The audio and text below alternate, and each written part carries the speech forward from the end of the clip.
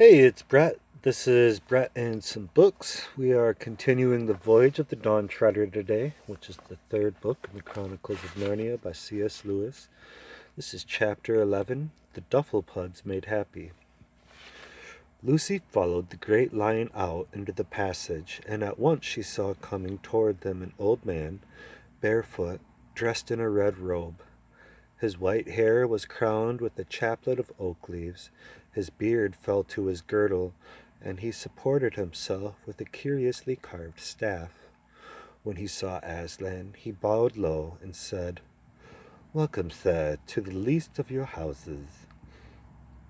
"Do you grow weary, Coriakin, of ruling such foolish subjects as I have given you here?" "No," said the magician, "they are very stupid, but there is no real harm in them. I begin to grow rather fond of the creatures. Perhaps sometimes I am a little impatient, waiting for the day when they can be governed by wisdom instead of this rough magic." "All in good time, Coriakin," said Aslan.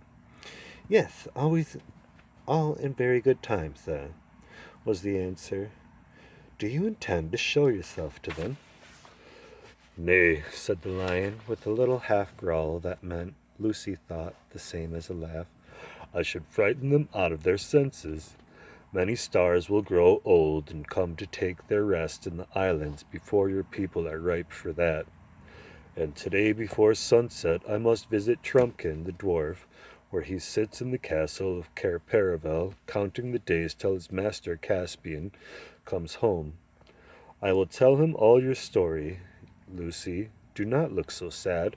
We shall meet again soon." "Please, Aslan," said Lucy, "what do you call soon?" "I call all time soon," said Aslan, and instantly he was vanished away, and Lucy was alone with the magician. "Gone," he said, "and you and I quite crestfallen. It's always like that. You can't keep him. It's not as if he were a tame lion. And how did you enjoy my book?" "Parts of it very much indeed," said Lucy. "Did you know I was there all the time?" "Well, of course I knew when I let the Duffers make themselves invisible that you would be coming along presently to take the spell off. I wasn't quite sure of the exact day, and I wasn't quite especially on the watch for this morning. You see, they had made me invisible too, and being invisible always makes me so sleepy. Hey-ho, there I am yawning again. Are you hungry?" "Well, perhaps I am a little," said Lucy. "I've no idea what the time is." "Come," said the magician. "All times may be soon to Aslan, but in my home all hungry times are 1 o'clock." He led her a little way down the passage and opened a door.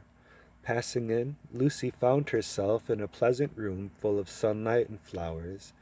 The table was bare when they entered, but it was of course a magic table, and at a word from the old man the tablecloth, the silver, plates, glasses, and food appeared. "I hope that is what you would like," said he. "I've tried to give you food more like the food of your own land than perhaps you've had lately." "It's lovely," said Lucy, and so it was. An omelette, piping hot, cold lamb and green peas, a strawberry ice, lemon squash to drink with the meal, and a cup of chocolate to follow. But the magician himself drank only wine and ate only bread. There was nothing alarming about him, and Lucy and he were soon chatting away like old friends. "When will the spell work?" asked Lucy. "Will the Duffers be visible again at once?" "Oh, yes, they're visible now, but they're probably all asleep still. They always take a great rest in the middle of the day." "And now that they're invisible, are you going to let them off being ugly? Will you make them as they were before?" "Well, that's a delicate question," said the magician. "You see, it's only they who think they were so nice to look at before. They say they've been uglified, but that isn't what I would call it. Many people say the change was for the better." "Are they awfully conceited?" "They are, or at least the chief Duffer is, and he's taught all the rest to be. They don't always believe every word he says. We noticed that." Or, I'm sorry, they always believe every word he says. Yes, we'd better get on without him in a way. Of course, I could turn him into something else, or even put a spell on him which would make them not believe a word he said, but I don't like to do that. It's better for them to admire him than to admire nobody. Don't they admire you? Asked Lucy. Oh, not me, said the magician. They wouldn't admire me. What was it you uglified them for? I mean, what they call uglified. Well, they wouldn't do what they were told. Their work is to mind the garden and raise food, not for me, as they imagine, but for themselves. They wouldn't do it at all if I didn't make them. And of course, for a garden you want water. There is a beautiful spring about half-mile up the hill, and from that spring there flows a stream which comes right past the garden. All I asked them to do was to take their water from the stream instead of trudging up to the spring with their buckets 2 or 3 times a day, and tiring themselves out besides, spilling half of it on the way back. But they won't see it. In the end they refused point blank. Are they all as stupid as that? The magician sighed. You wouldn't believe the troubles I've had with them. A few months ago they were all for washing up the plates and knives before dinner. They thought it saved time afterward. I caught them planting boiled potatoes to save cooking time when they were dug up. One day the cat got into the dairy, and 20 of them were at work moving all the milk out. No one thought of moving the cat. But I see you've finished. Let's go and look at the duffers now that they can be looked at.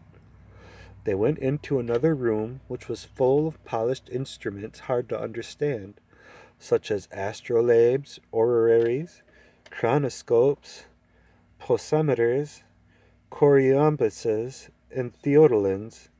And here, when they had come to a window, the magician said, there are your duffers.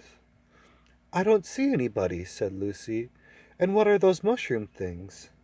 The things she pointed at were dotted all over the level grass. They were certainly very like mushrooms, but far too big. The stalks about 3 feet high, and the umbrellas about the same length from edge to edge.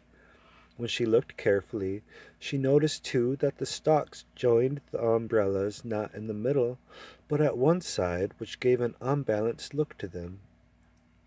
And there was something, a sort of little bundle, lying on the grass at the foot of each stalk. In fact, the longer she gazed at them, the less like mushrooms they appeared. The umbrella part was not really round as she had thought at first. It was longer than it was broad, and it widened at one end. There were a great many of them, 50 or more. The clock struck 3. Instantly, a most extraordinary thing happened.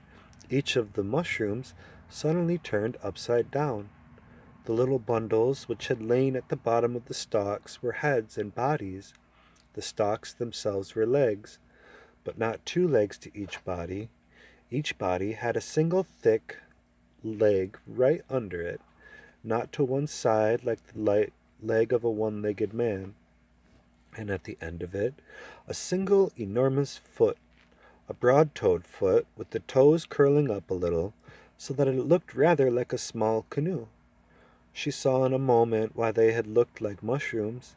They had been lying flat on their backs, each with its single leg straight up in the air, and its enormous foot spread out above it.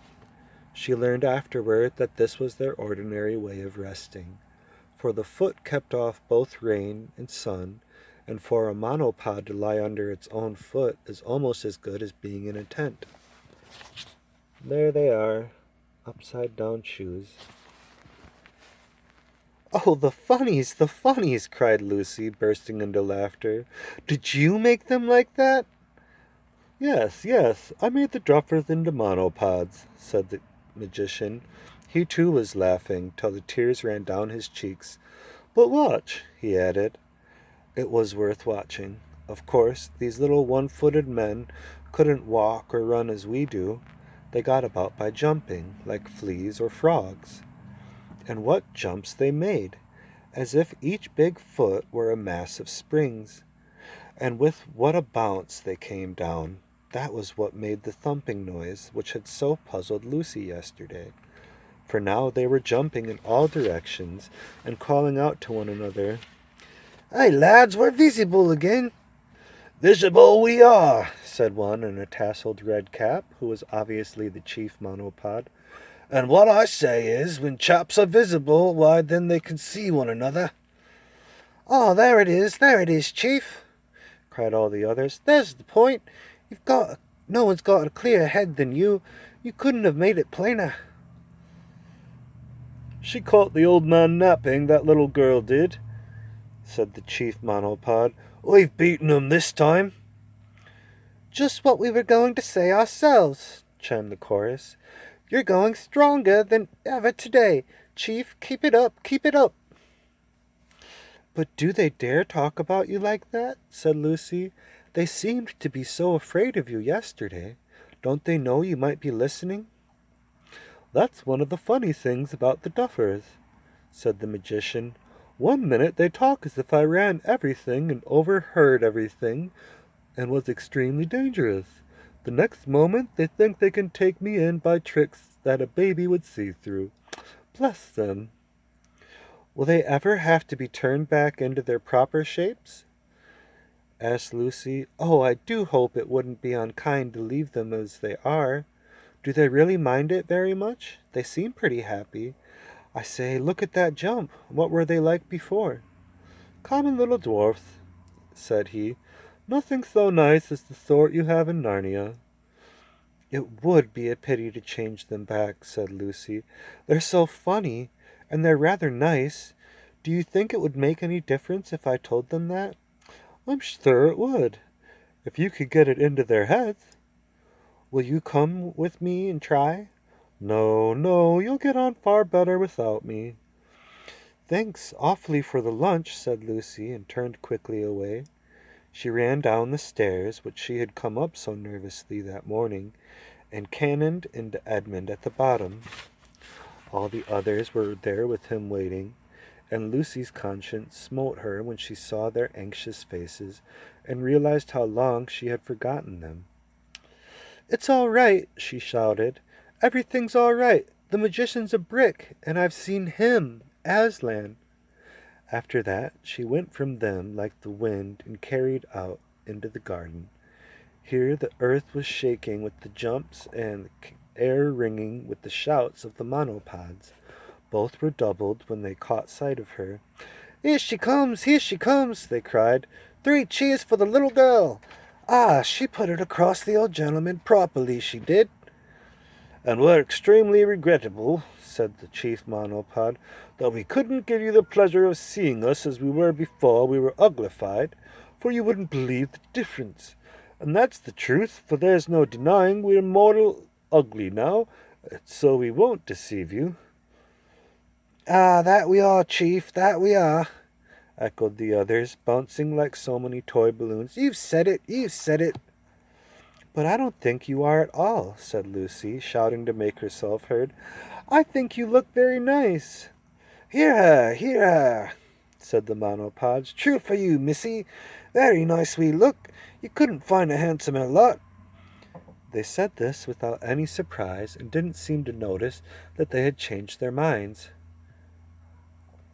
"She's a sayin'," remarked the monopod, "as how we looked very nice before we were getting uglified." "True for you, Chief, true for you," chanted the others. "That's what she says. We heard ourselves." "I did not," bawled Lucy. "I said you're very nice now." So she did, said the monopod, "and we were very nice then." Hear 'em both, said the monopods. "There's a pair for you, always right. They couldn't have put it better." "But we're saying just the opposite," said Lucy, stamping her foot with impatience. "So you are, to be true, so you are," said the monopods. "Nothing like an opposite. Keep it up, both of you." "You're enough to drive anyone mad," said Lucy, and gave up. But the monopods seemed perfectly contented, and she decided on the whole the conversation had been a success. And before everyone went to bed that evening, something else happened which made them even more satisfied with their one-legged condition. Caspian and all the Narnians went back as soon as possible to the shore to give their news to Rince and the others on board the Dawn Trader, who were now very anxious, and of course the monopods went them, bouncing like footballs and agreeing with one another in loud voices till Eustace said, "I wish the magician would make them inaudible instead of invisible." He was soon very sorry he had spoken, because then he had to explain that an inaudible thing is something you can't hear, and though he took a lot of trouble, he never felt sure that the monopods had really understood. And what especially annoyed him was that they said in the end, "Hey, he can't put things our way, Chief does, but you'll learn, young man. Hark to him. He'll show you the way to say things. There's a speak it for you." And when they reached the bay, Reepicheep had a brilliant idea. He had his little coracle lowered and paddled himself out about in it till the monopods were thoroughly interested. Then he stood up in it and said, "Worthy and intelligent monopods, do you not need boats? Each of you has a foot that will do just instead. You can just jump as lightly as you can on the water and see what happens." Chief Monopod hung back and warned the others that they'd find the water powerful wet, but one or two of the younger ones tried it almost at once, and then a few others followed their example, and at last the whole lot did the same. It worked perfectly. The huge single foot of a monopod acted as a natural raft or boat, and when Reepicheep had taught them how to cut rude paddles for themselves, they all paddled about the bay and round the Dawn Treader, looking for all the world like a fleet of little canoes with the fat dwarf standing up in the extreme stern of each. And they had races, and bottles of wine were lowered down to them from the ship as prizes, and the sailors stood leaning over the ship's edge and laughed till their own sides ached. The duffers were also very pleased with their new name of monopods, which seemed to them a magnificent name, though they never got it right. "That's what we are," they bellowed, "moneypuds, pomonods, poddymons, just what it was on the tips of our tongues to call ourselves." But they soon got it mixed up with their old name of duffers, and finally settled down to calling themselves the Dufflepuds. And that is what they will probably be called for centuries. That evening, all the Narnians dined upstairs with the magician, and Lucy noticed how different the whole top floor looked now that she was no longer afraid of it. The mysterious signs on the doors were still mysterious, but now looked as if they had kind and cheerful meanings, and even the bearded mirror now seemed funny rather than frightening. At dinner, everyone had by magic what looked like the best thing to eat and drink, and after, the magician did a very useful and beautiful piece of magic. He laid 2 blank sheets of parchment on the table, and asked Drinian to give him an exact account of their voyage up to date, and, as Drinian spoke, everything he described came out on the parchment in fine, clear lines, till at last each sheet was a splendid map of the Eastern Ocean, showing Galma, Terabithia, the 7 Isles, the Lone Islands, Dragon Island, Burnt Island, Deathwater, and the land of the Duffers itself, all exactly in the right places and in the right positions. They were the first maps ever made of those seas, and better than anyone had been made since without magic. For on these, though the towns and mountains looked at first just like they would on an ordinary map, when the magician lent them a magnifying glass, you saw that they were perfect little pictures of the real things, and so you could see that the very castle and slave market and streets of Narrowhaven, all very clear though very distant, like things through the wrong end of a telescope. The only drawback was that the coastline of most of the islands was incomplete, for the map showed only what Drinian had seen with his own eyes. When they were finished, the magician kept one himself and presented the other to Caspian. It still hangs in his chamber of instruments at Cair Paravel, but the magician could tell them nothing about the seas or lands further east. He did, however, tell them about 7 years before a Narnian ship had put in at his waters, and she had on board the lords Revilian, Argaz, Mavramorn, and Roop. So they judged that the golden man they had seen lying in Deathwater must be the Lord Restamar. The next day the magician magically mended the stern of the Dawn Treader, where it had been damaged by the sea serpent, and loaded her with useful gifts. There was a most friendly parting, and when she sailed 2 hours after noon, all the Dufflepuds paddled out with her to the harbor mouth, and cheered till she was out of sound of their cheering. And that's the end of chapter 11.